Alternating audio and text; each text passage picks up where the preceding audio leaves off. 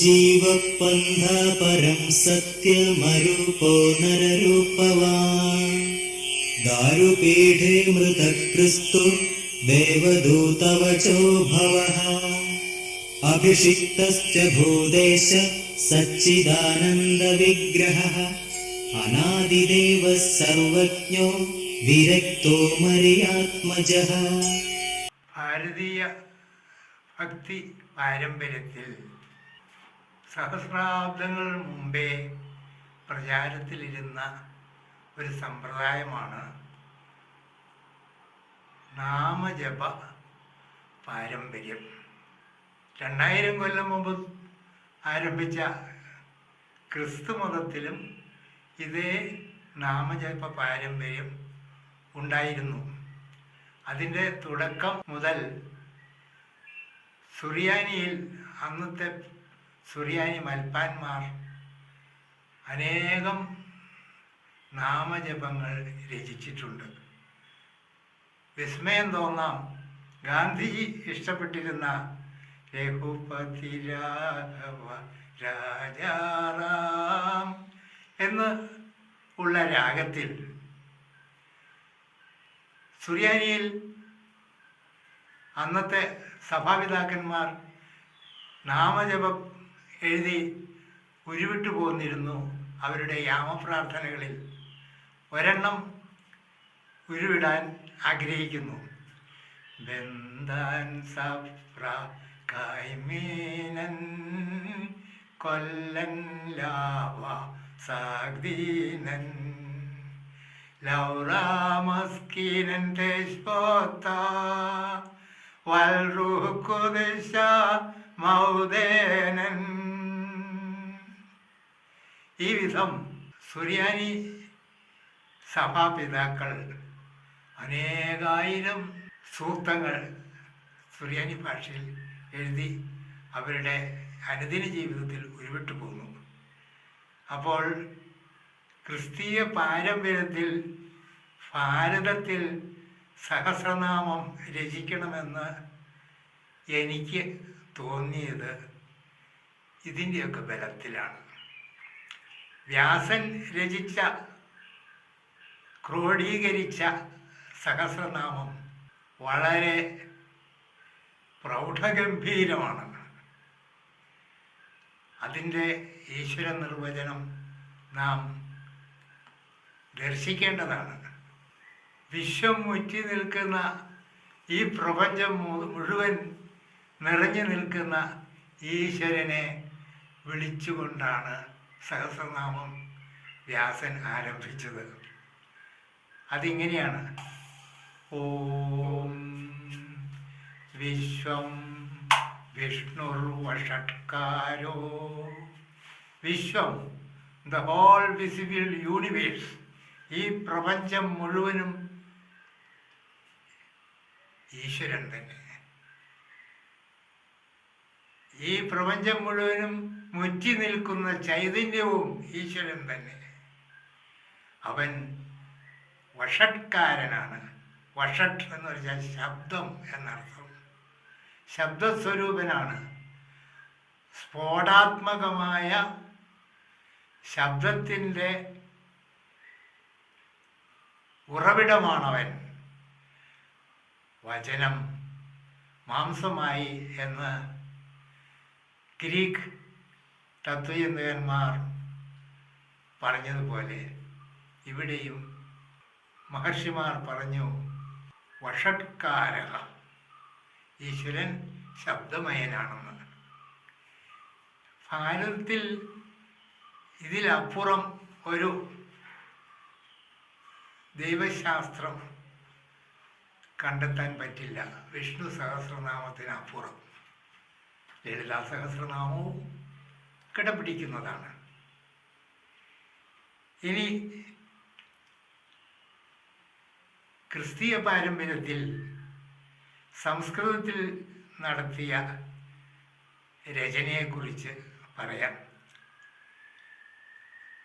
വിശ്വപ്രപഞ്ചത്തെ ജഗദീശ്വരൻ്റെ പര്യായമായി ഉരുവിട്ടപ്പോൾ അവതരിച്ച വചനമായ നമ്മുടെ കർത്താവ് അരുളി ചെയ്ത നിർവചനം ഉള്ളിൽ നിന്ന് തുടങ്ങിയതാണ്. ഞാൻ വഴിയും സത്യവും ജീവനുമാകുന്നു.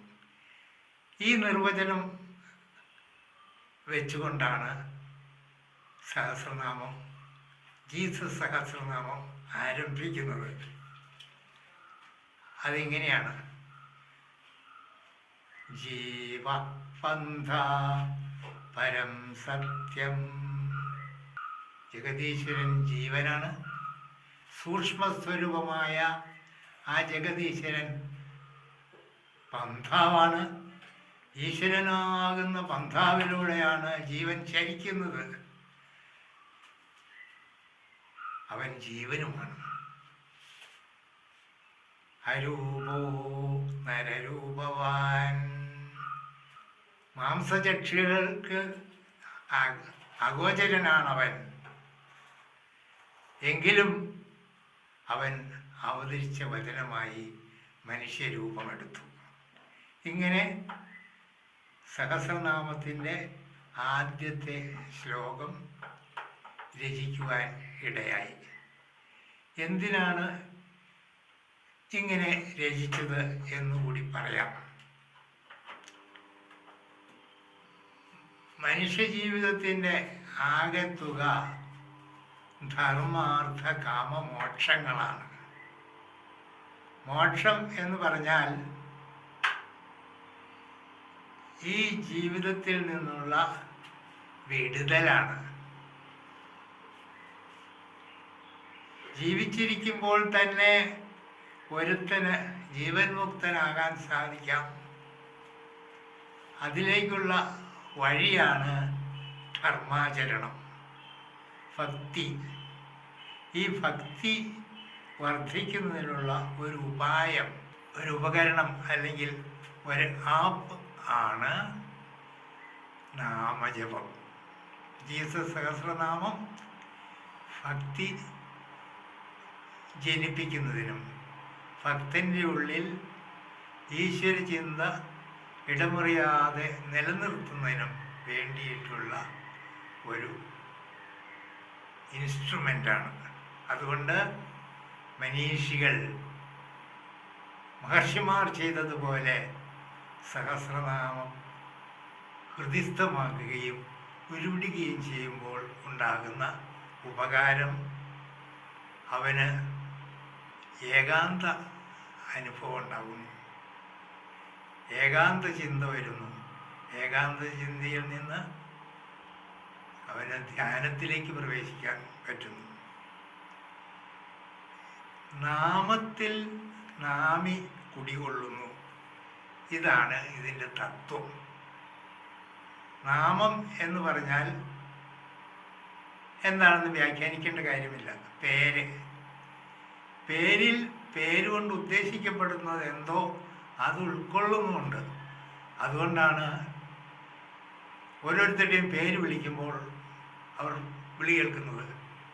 ജഗദീശ്വര എന്ന് നാം വിളിക്കുമ്പോൾ ആ നാമത്തിൽ ജഗദീശ്വരൻ ഉൾക്കൊള്ളുന്നുണ്ട്. ഇതാണ് ഇതിൻ്റെ തത്വം. നാമ കണ്ടെയ്ൻസ് നാമി. നാമം കൊണ്ട് എന്താണോ ഉദ്ദേശിക്കുന്നത് ആ വസ്തു അല്ലെങ്കിൽ ആ വ്യക്തി ആ നാമത്തിൽ ഉൾച്ചേർന്നിരിക്കുന്നു. അപ്പോൾ നാമത്തിന് ബലമുണ്ട്. നാമത്തിൻ്റെ നിർദ്ദേശിക വിഭക്തിയിലാണ് സഹസ്രനാമം ജപിക്കുന്ന പാരമ്പര്യമുള്ളത്. വ്യാസനും ഹയഗ്രീവനും ഒക്കെ ഈ നിർദ്ദേശിക വിഭക്തിയിലാണ് സംസ്കൃതത്തിൽ സഹസ്രനാമങ്ങൾ രചിച്ചിട്ടുള്ളത്. അതുപോലെ തന്നെ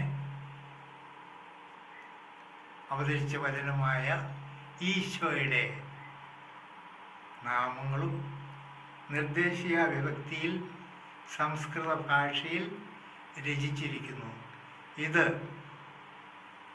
ഉരുവിടുന്നവർക്ക് ലഭിക്കുന്ന ലാഭമാണ്. ധാരണ, ധ്യാനം. ധ്യാനത്തിൻ്റെ അങ്ങേപ്പടിയാണ് സമാധി അല്ലെങ്കിൽ ഈശ്വര സാരൂപ്യം, ഈശ്വരനുള്ള ലയം, സമാധി. ഭക്തന് ഉയർന്ന അവസ്ഥയിൽ ലഭിക്കുന്ന അനുഭൂതികൾക്ക് വേണ്ടിയിട്ടുള്ള താഴ്ന്ന പടിയിലുള്ള യത്നമാണ് നാമജപ പാരമ്പര്യം. അപ്പോൾ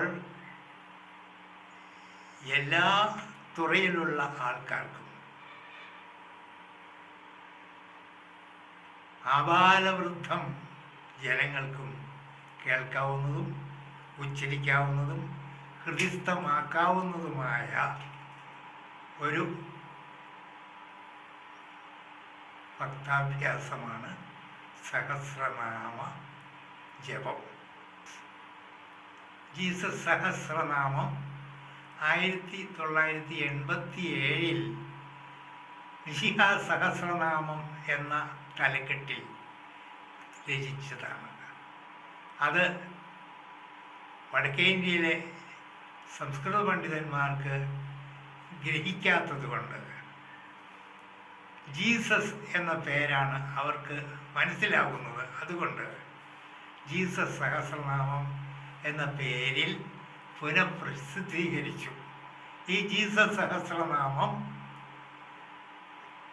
സാൻസ്ക്രിറ്റ് ക്രിസ്ത്യാഡ് എന്ന ചാനലിൽ മുഴുവനായി ചേർത്തിട്ടുണ്ട്.